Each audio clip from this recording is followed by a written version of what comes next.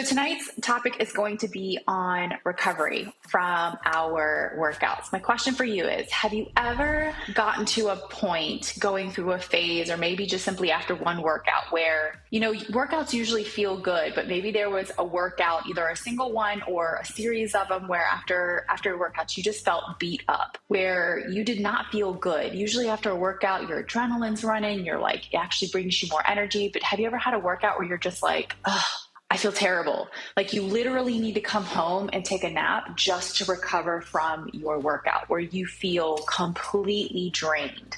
And again, this could be a single episode or a multitude of symptoms where you feel tired all the time. You're not seeing any strength gains in the gym. You're working out 4, 5, 6 times a week. You're going hard, whether you're doing CrossFit or bodybuilding in the gym, whatever it is, but you just feel like you're going in, you're busting your butt and nothing's really happening. But you feel exhausted all the time, losing motivation, just being tired all the time. And you do one workout and you feel like you're sore for 3-4 days just from that one workout. These are things that are a sign that perhaps not so much that you're not recovering well, but that you could be recovering better. So this talk is applicable to beginners and people who have a serious fitness routine alike.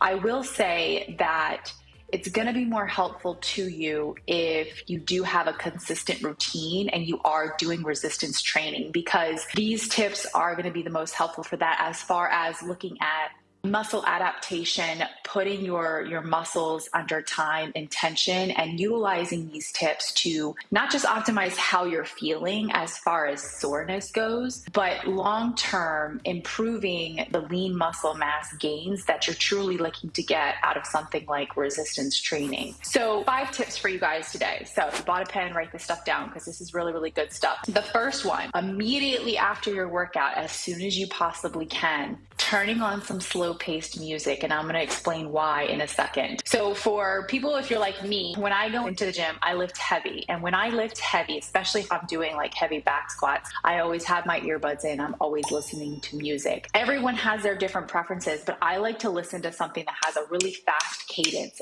There's something about it that helps me explode in my lifts. It helps me bounce out of my squats. I don't know, music is life when I'm doing heavy lifting. The same can be said for as soon as you stop your workout, switch that music to more chill beats, something with a slower cadence, something to just really bring the mood down. And when I say bring the mood down, I don't mean like make you sad, depressed, tired, but just really bringing down that adrenaline. And that's exactly what it does. The second tip, and these are going to be for the same reasons, is to down-regulate your breathing. So think about this. As soon as you finish working out, preferably even at the gym, going to sit down somewhere and do a little bit of stretching or mobility. While you're doing that, listening to slower paced music. Don't be listening to the fast paced music in the gym, and slowing down your breathing. One really good way to slow down your breathing is with cadence breathing, such as the box 5. When you say box 5 breathing, it is an inhale for 5 seconds, a hold for 5 seconds, exhale for 5 seconds, hold for 5 seconds, and then you repeat it. So you inhale, hold,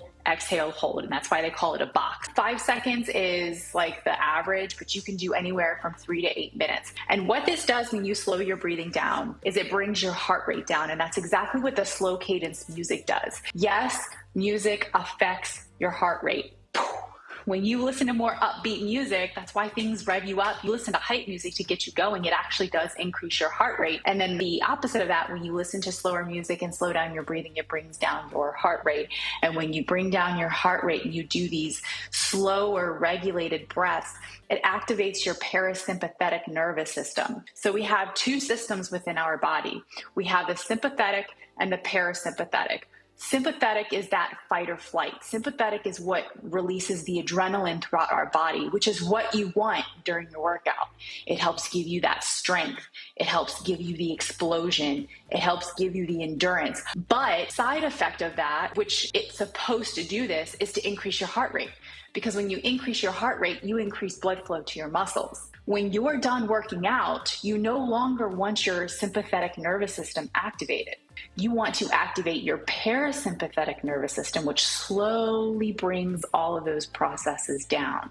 Because if you stay in a state, your fight or flight state, where you have all of this adrenaline pumping through your system, that's when cortisol levels remain high. That's when you get chronic stress. That's when you start to not recover well because your body maintains this constant fight or flight, and that's not what our bodies are meant to stay in. And so the research that has come out has showed the quicker you get your heart rate down after your workouts, the better recovery that you're going to have. And so listening to slow-paced music and down-regulating your breathing immediately after your workout, the sooner the better, are my first 2 tips. And they did say with down-regulated breathing, how long should I do this for? They say even in as little as doing it for 3 minutes, doing box 5 breathing for 3 minutes can be enough to enhance the recovery of that workout. Now, number 3, compression clothing. So by compression, I mean I think we all have the spandex, the stretchy pants from Lululemon that make our butts look amazing no matter what size we are. But there's also compression shirts, there's compression socks, really any sort of clothing that you want to wear. It's more beneficial specific to the exercises you're doing. So say you have a heavy leg day, it would benefit you to wear compression pants. If you're going to do a heavy arm day, wearing a compression shirt. And the mechanism in which it works is that when you compress the tissues, the fluids are able to come in and out of the muscle fibers more easily. And it also helps to improve circulation. I want to mention massage therapy is the same concept. So when you go to get a massage and they're digging their fingers into a muscle, no matter what patterns they're using, they're compressing one area.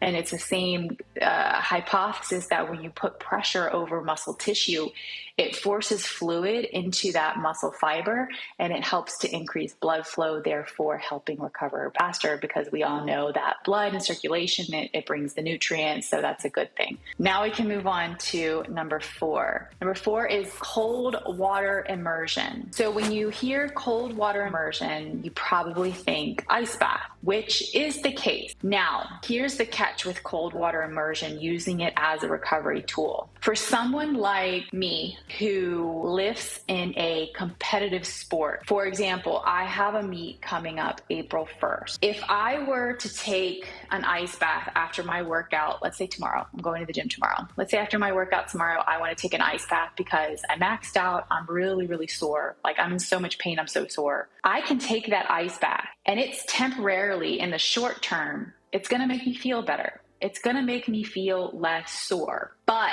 in the long run, let's say over a 6 to 8 week period where I'm doing a training block where I'm leading up to a peak week and then doing a deload, over that period of 6 to 8 weeks, especially if I take my ice bath multiple times, in the long run, it is going to blunt muscle hypertrophy. It's going to blunt my gains, because in the short term, I'm decreasing the inflammation in the muscle tissue, when in reality, that inflammation is actually good, because that's what creates hypertrophy of the muscle. That's what increases your strength gains, because there's inflammation. And the easiest way to put it is cut yourself and then a scar forms. That scar is usually noticeable over the skin because the skin cells tend to hypertrophy and you can see it. It's visible, it's thicker. The same thing happens with our muscle tissue with those micro injuries, those micro insults. There's an inflammatory process that comes, and when your body heals that fiber,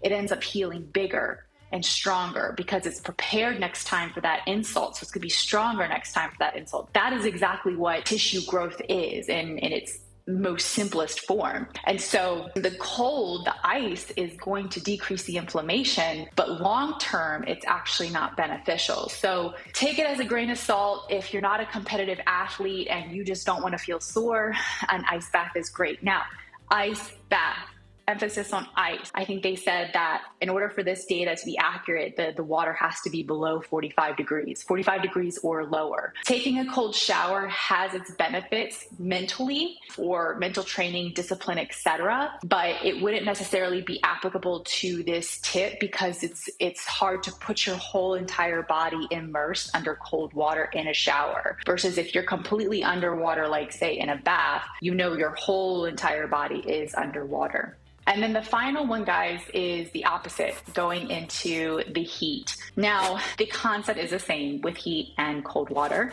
With heat, there is the dilation of tissue. Heat tends to dilate things so that fluid can come into the muscle tissue.